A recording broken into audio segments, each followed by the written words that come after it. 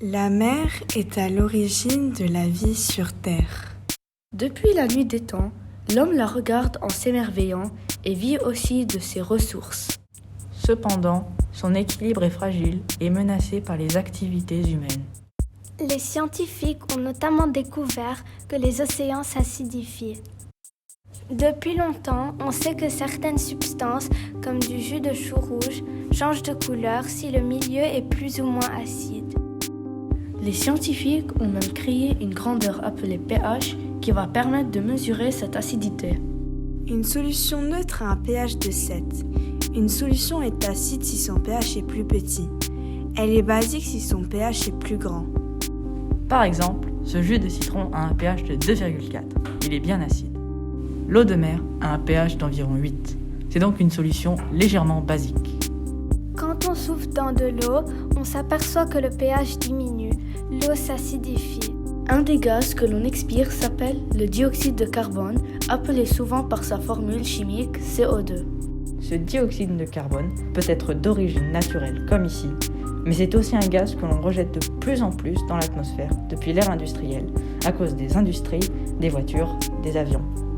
Dans cette expérience, on envoie du dioxyde de carbone pur provenant de cette bouteille. Ce gaz se dissout dans l'eau. On s'aperçoit que le pH diminue encore une fois. Quand le dioxyde de carbone se dissout dans la mer, le pH diminue aussi. On s'est demandé si cela pouvait perturber les coquillages et nous avons imaginé et réalisé cette expérience. On a placé 3 coquillages dans 3 solutions de pH différents, 8 comme l'eau de mer, plus acide à pH 5 et encore plus acide à pH 2.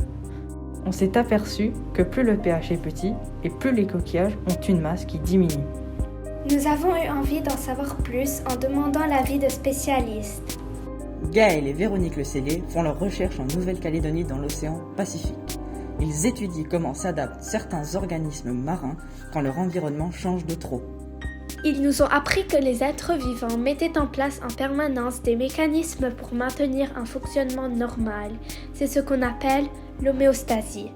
Par exemple, les coraux semblent s'adapter à l'acidification des océans. Cependant, ils blanchissent quand la température de l'eau augmente trop. Pourtant, il ne faut pas qu'ils disparaissent car ils protègent les côtes et sont source de nourriture et d'habitat pour d'autres espèces. On a découvert par contre que les variations de pH ont des effets sur de nombreux animaux, comme les crevettes, les crabes, les homards, surtout quand ils sont jeunes. Problèmes de croissance, plus forte mortalité, etc. En conclusion, les recherches sur l'acidification des océans montrent qu'il est important d'étudier ces impacts si on veut continuer à prendre soin de notre planète.